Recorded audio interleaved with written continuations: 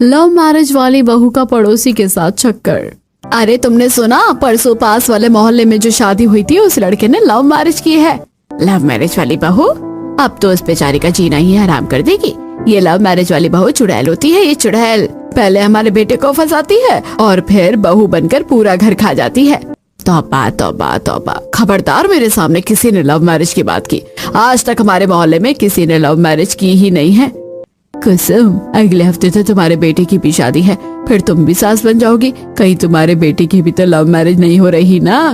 छी, क्या फायदा मेरी माँ होने का अगर बेटे को लव मैरिज करनी पड़े तो। आज तक कभी लव मैरिज नहीं हुई है इस मोहल्ले में।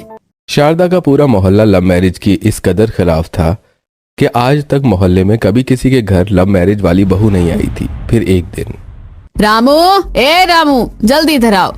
रामू अपनी गर्लफ्रेंड से बात कर रहा होता है। ओ अधेड़ उम्र के आदमी किचन में छुप कर किससे बात कर रहा है? नहीं मालकिन, किसी से बात नहीं कर रहा था। रात के खाने की तैयारी करो, मैं पड़ोस के घर से आती हूँ। शारदा कुसुम के घर उसकी अरेंज मैरिज वाली बहू के गृह प्रवेश में आती है। पूर्णिमा बहू, दाहिने पैर से कलश गिराकर गृह प्रवेश करो। अरेंज मैरिज वाली बहू पूर्णिमा दाहिने पैर से कलश गिराकर गृह प्रवेश करती है।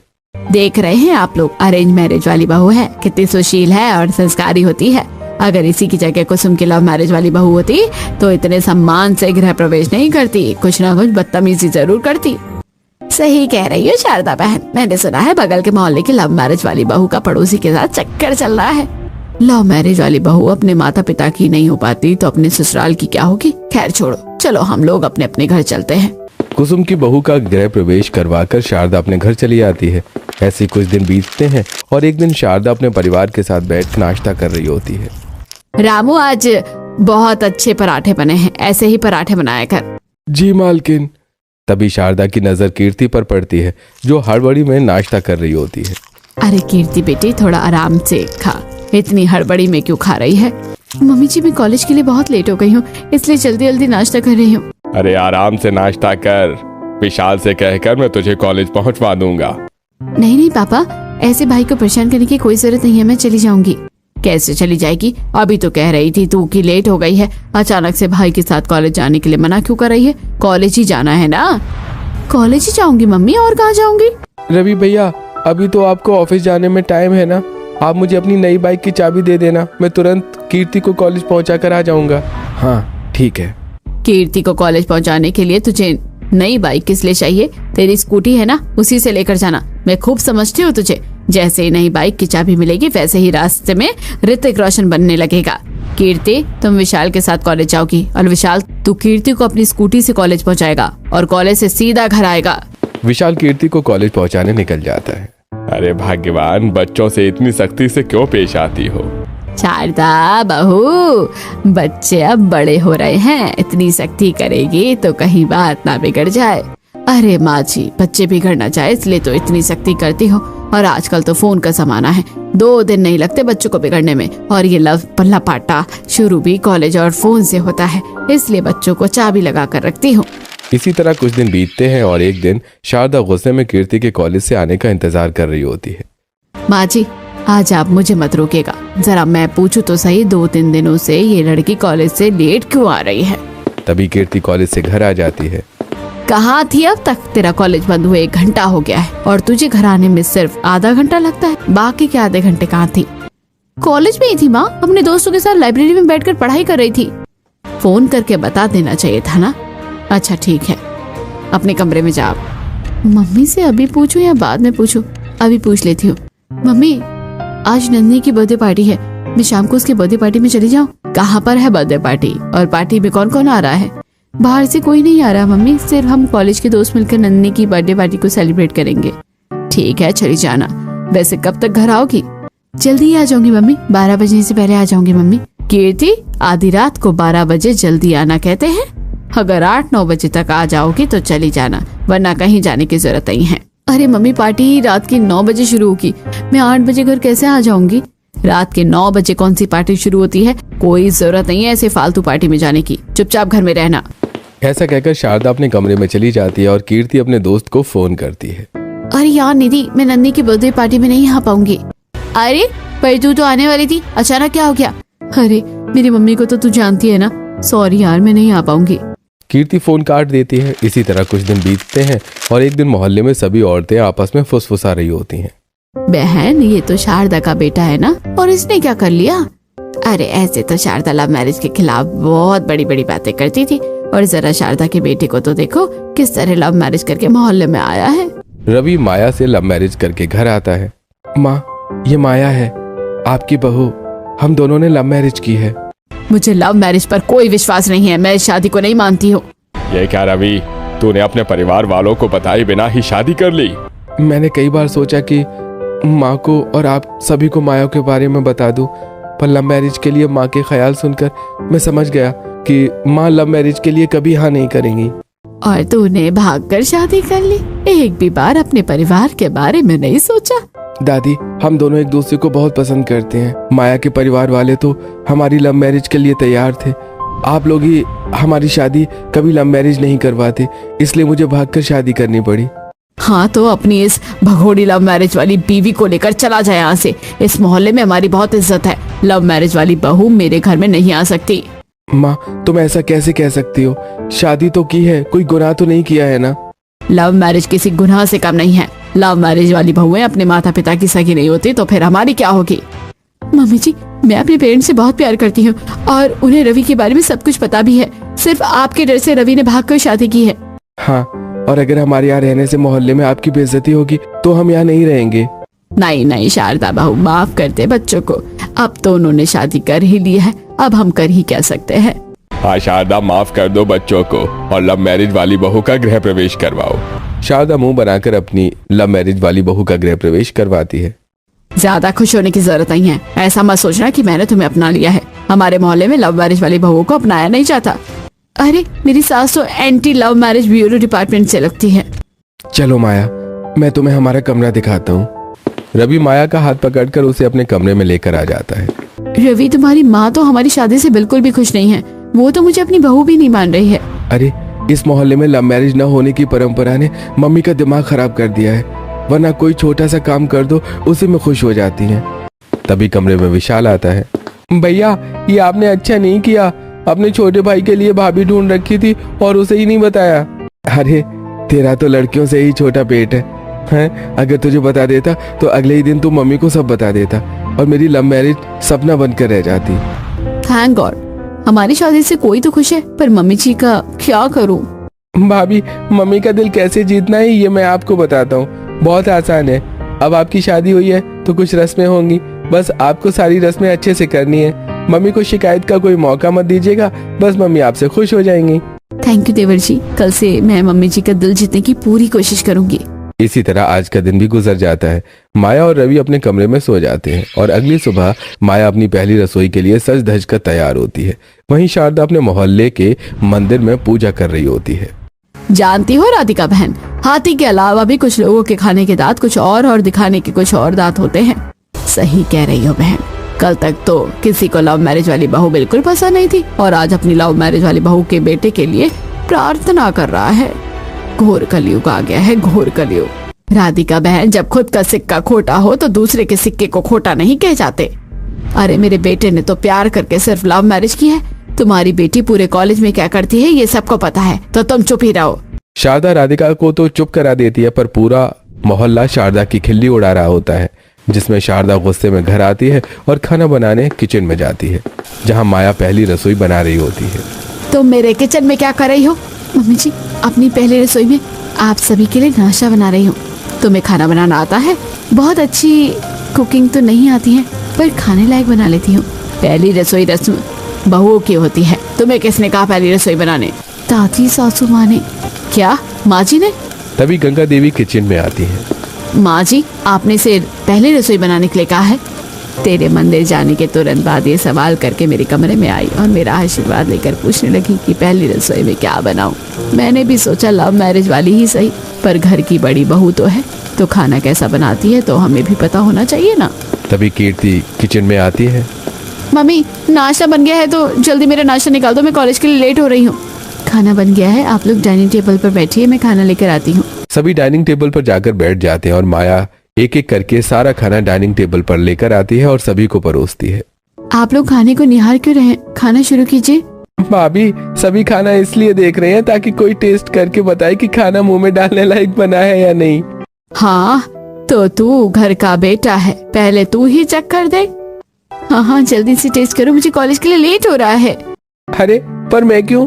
अरे तू देवर है ना, चल जल्दी खाकर सबको बता दे माया कितना अच्छा खाना बनाती है। आप लोग खाना टेस्ट करके बताइए ना कैसा बना है। सभी एक साथ खाना टेस्ट करते हैं और सभी के चेहरे पर हल्की स्माइल आ जाती है। अरे हम तो बेकार ही डर रहे थे, खाना बहुत स्वादिष्ट बना है। वैसे मुझे आशा तो नहीं थी कि लव मैरिज वाली बहू इतना अच्छा खाना बना लेगी पर खाना तो बहुत ही अच्छा बनाया है। हाँ भाभी खाना तो बहुत ही टेस्टी बना है। मम्मी जी आपको खाना कैसा लगा? खाना तो ठीक बना है, पर तुम्हारी लव मैरिज के चक्कर में मैं पूरी सोसाइटी में मेरा मजाक बनकर रह गया है। इसी तरह माया शारदा की नाराजगी दूर करने के लिए रोज सुबह उठती है, नाश्ता बनाती है और दिन भर घर के सारे काम करती है। ऐसे ही कुछ दिन बीत जाते हैं और एक दिन मोहल्ले में एक डॉक्टर आता है। हमारे मोहल्ले में ये डॉक्टर क्यों आया है? किसकी तबीयत खराब है? अरे शारदा बहन, मोहल्ले में किसी की तबीयत खराब नहीं है। मेरी आज सुबह ही सेक्रेटरी से बात हुई थी। इसका नाम नितिन है, नया किराएदार है। अरे अगर किराएदार है तो परिवार कहाँ है? अरे वो छोड़ो, घर का सामान कहाँ है? अरे ये डॉक्टर हमारे मोहल्ले में 1 महीने का फ्री चेकअप कैंप लगाना चाहता था, इसलिए मोहल्ले के सेक्रेटरी ने इसे ये खाली मकान किराए पर दे दिया। अकेला आदमी है इसलिए कोई सामान वगैरह भी नहीं है। इसी तरह 2 दिन बीतते हैं और नितिन सोसाइटी में फ्री चेकअप कैंप लगाता है, जिसमें मोहल्ले के सभी लोग अपना फ्री चेकअप करवा रहे होते हैं। डॉक्टर दांतों में बहुत दर्द होता है।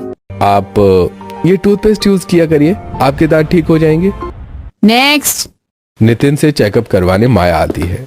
डॉक्टर बैकबोन में थोड़ा पेन रहता है और हेयर फॉल भी बहुत ज्यादा होता है। आपकी हेयर क्वालिटी अच्छी है, बट आप हेयर केयर किया करिए। नितिन माया का चेकअप कर रहा होता है, तभी पड़ोसन कहती है, देखो लव मैरिज वाली बहू को शादी होने के बाद भी कैसे पराये मर्द से हंस कर बातें कर रही है।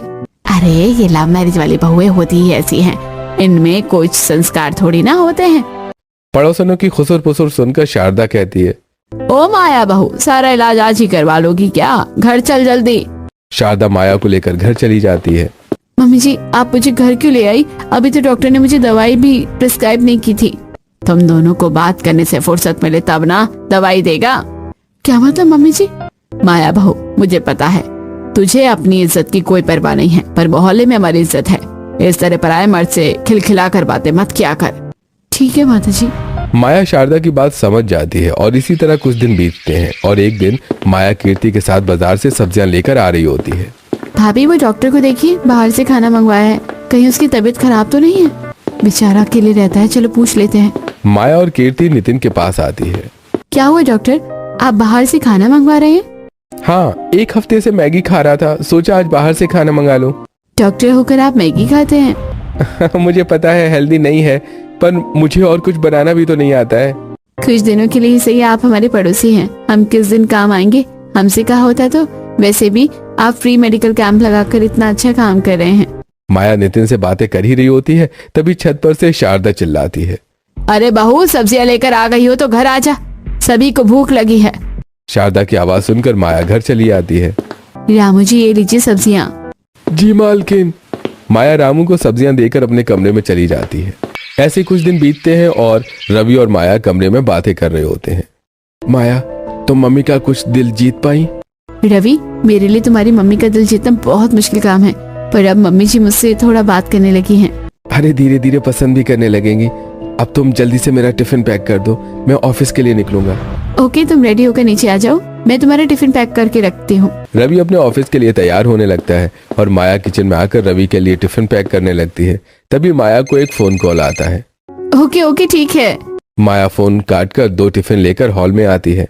रवि ये लो तुम्हारा टिफिन, जल्दी घर आना।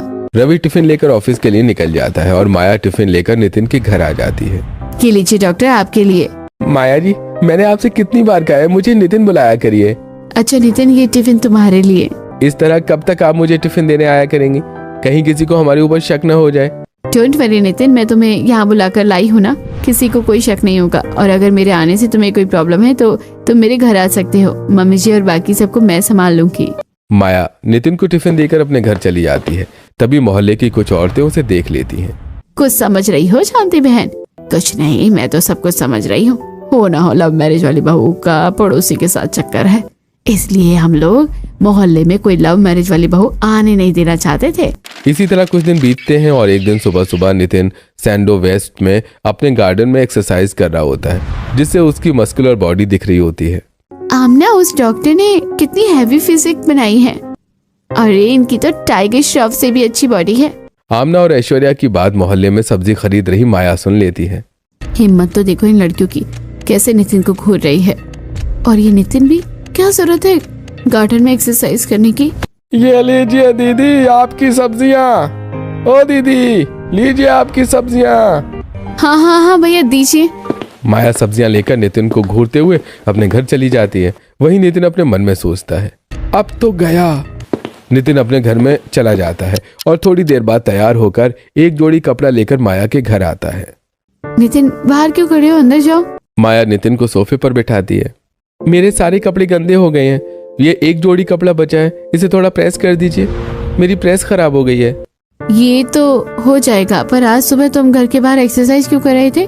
अरे वो कुछ दिनों से हेल्दी डाइट नहीं ले पा रहा हूँ ना, इसलिए जिम न जाकर घर पर एक्सरसाइज कर रहा था। डाइट क्यों नहीं ले पा रहे हो। डाइट फूड रेडी करने के लिए मेरे पास गैस या बर्तन ही नहीं है। मैं सामान लेने बाजार गया था पर कुछ समझ ही नहीं आया। तुम बाजार में मेरा इंतजार करो, मैं बाजार आकर तुम्हें सारी चीजें खरीदवा दूंगी। किसी ने देख लिया तो? इसलिए तो कह रही हूँ तुम बाजार में मेरा इंतजार करो, मैं बाद में आती हूँ। माया नितिन के कपड़े प्रेस करके नितिन को दे देती है और घर के छोटे मोटे काम करने के बाद बाजार के लिए निकल रही होती है कि तभी, अरे लव मैरिज वाली बहू, दोपहर में कहाँ जा रही हो। दादी सासू माँ, वो मैं बाजार जा रही थी, कोई सामान लेना है। अच्छा तो मेरी दवाइयाँ भी ले आना। तभी कीर्ति और शारदा आती हैं। तुम अकेले नहीं जाओगी, मैं भी साथ चलती हूँ। अब मम्मी जी को अपने साथ नहीं ले जा सकती हूँ। नहीं मम्मी जी, आपकी तकलीफ परेशान हो रही हो, मैं कीर्ति को लेकर चली जाती हूँ। हाँ भाभी, वैसे भी बहुत दिन हो गए हम लोग साथ में कहीं नहीं गए हैं। माया और कीर्ति बाजार जाकर नितिन से मिलते हैं। कीर्ति, हम दोनों तो घर का सामान खरीदेंगे, तुम्हें तो कुछ समझ ही नहीं आएगा, हमारे साथ तुम बोर हो जाओगी। हाँ भाभी, वैसे भी यहाँ बहुत भीड़ है, आप लोग शॉपिंग कीजिए, मैं साइड में इंतजार करती हूँ। कीर्ति साइड में खड़ी होकर गोला खाने लगती है और माया नितिन पूरे बाजार में घूमकर घर और किचन का सामान खरीदते हैं। हो गई आप लोगों की शॉपिंग, अब घर चले। वैसे आपका थैंक यू, आपने मेरे लिए इतना कुछ किया है। नितिन, माया और कीर्ति रात होते होते अपने घर चले जाते हैं। तभी कीर्ति को निधि का कॉल आता है। हाँ निधि बोल। कीर्ति, तेरी भाभी और नितिन का कुछ चल रहा है क्या? तू तो नितिन के बारे में सब कुछ जानती है, फिर ऐसा क्यों कह रही है? आज मैं अपनी मम्मी के साथ बाजार गई थी, वहाँ नितिन और तेरी भाभी को साथ देखा। कुछ फोटोज भेजी है, जरा एक बार देख तो। कीर्ति निधि के भेजे हुए फोटो चेक करती है। देख, मुझे तो लगा मैंने बता दिया, अब तू अपना देख ले। थैंक यू निधि, अब मैं समझ गई। कीर्ति फोन काट कर कमरे से बाहर आती है। माया भाभी, भाभी। अरे क्यों भाभी भाभी चिल्ला रही हो, क्या काम है भाभी से? आप लोगों ने भाभी को देखा है? हाँ, मैंने उन्हें मोहल्ले में जाते देखा था। कीर्ति माया को ढूंढते हुए मोहल्ले में आ जाती है और उसके पीछे पीछे पूरा परिवार भी आ जाता है। अरे कीर्ति बेटा, क्यों चिल्ला रही है? आपने माया भाभी को देखा? सभी माया को ढूंढ ही रहे होते हैं कि तभी रवि भी आ जाता है। आप लोग इतने परेशान क्यों हैं? अरे लव मैरिज वाली बहू मिल नहीं रही है। अरे फिर किसी के साथ भाग गई है क्या? अरे शारदा जैसी भी है तुम्हारी बहू है, थोड़ा सोच कर बोलो। आप लोग इतना परेशान क्यों हो रहे हैं? कहाँ जाएगी? यहीं कहीं होगी, मैं अभी उसको कॉल करता हूँ। रवि माया को फोन करता है। माया, माया फोन नहीं उठा रही है। सभी माया को ढूंढने में परेशान थे, तभी गौतम आता है। अरे आप लोग इतना परेशान क्यों हैं? माया मोहल्ले में ही है, मैंने उसे डॉक्टर के घर में जाते हुए देखा था। हमें लगता ही था लव मैरिज वाली बहू का पड़ोसी के साथ चक्कर है। आप लोग गलत समझ रहे हैं, माया कुछ पूछने गई होगी। ये लव मैरिज वाली बहू ने मेरे बेटे की आंखों पर पट्टी बांध रखी है। बस कीजिए आप लोग, जब से माया लव मैरिज करके इस मोहल्ले में आई है, आप सब उसके पीछे पड़े हुए हैं। अगर ऐसी बात है तो पीछे की खिड़की से देखते हैं डॉक्टर और लव मैरिज वाली बहू क्या कर रहे हैं। पूरा मोहल्ला नितिन के घर को घेर लेता है और नितिन के घर की खिड़की से अंदर झांकता है, जहां नितिन और माया की बातें करने की आवाज आ रही होती है। दे दिया ना मेरी लव मैरिज वाली ने तुझे धोखा। मैंने माया को इतना प्यार किया और माया मुझे धोखा दे रही है। मैं माया को कभी माफ नहीं करूंगा। अरे आप लोग देख क्या रहे हैं? इस डॉक्टर ने मोहल्ले की इज्जत के साथ खिलवाड़ किया है, इसे खींचकर बाहर निकालिए। सभी लोग नितिन के घर का दरवाजा खोलने की कोशिश करने लगते हैं, पर दरवाजा अंदर से लॉक होता है। अरे दरवाजा तोड़ दो। सभी दरवाजा तोड़कर नितिन के घर में घुस जाते हैं। अरे आप लोग मेरे घर का दरवाजा कैसे तोड़ सकते हैं? अरे दरवाजा ही नहीं, अब तुझे भी तोड़ेंगे। नहीं रवि, ऐसा कुछ नहीं है, आप सब लोग गलत समझ रहे हैं। नहीं भाभी, हम सब लोग सही समझ रहे हैं। विशाल और रवि आगे बढ़ते हैं और नितिन के कॉलर को पकड़कर खींचते हुए बाहर लेकर आते हैं। अरे कोई पुलिस को बुलाओ। अरे माँ, पहले इस डॉक्टर का अच्छे से इलाज तो करने दो, पुलिस तो आती रहेगी। रवि, विशाल और मोहल्ले वाले मिलकर नितिन को मारने लगते हैं। वहीं माया सभी को रोकने की कोशिश करती है। आप लोगों को सच्चाई नहीं पता, नितिन यहाँ मेरे लिए नहीं, कीर्ति के लिए आए हैं, उसे छोड़ दीजिए। कल मुझे खुद फंस गई तो अब मेरी शरीफ बेटी को फंसाना चाहती है। शारदा मोहल्ले की औरतों से कहती है। अरे बहनों, इसे अपनी अपनी चप्पल फेंक कर मारो। मोहल्ले की सभी औरतें अपनी अपनी चप्पल फेंकने लगती हैं। तभी पूर्णिमा माया के सामने आ जाती है। पूर्णिमा बहू, हट जा इस लव मैरिज वाली बहू के सामने से, सभी को इस पर चप्पल करने दे। माया दीदी सच कह रही हैं, ये डॉक्टर कीर्ति दीदी का बॉयफ्रेंड है। पूर्णिमा, कीर्ति पूरे मोहल्ले की बहन जैसी है, जो भी बोलना है सोच कर बोलना।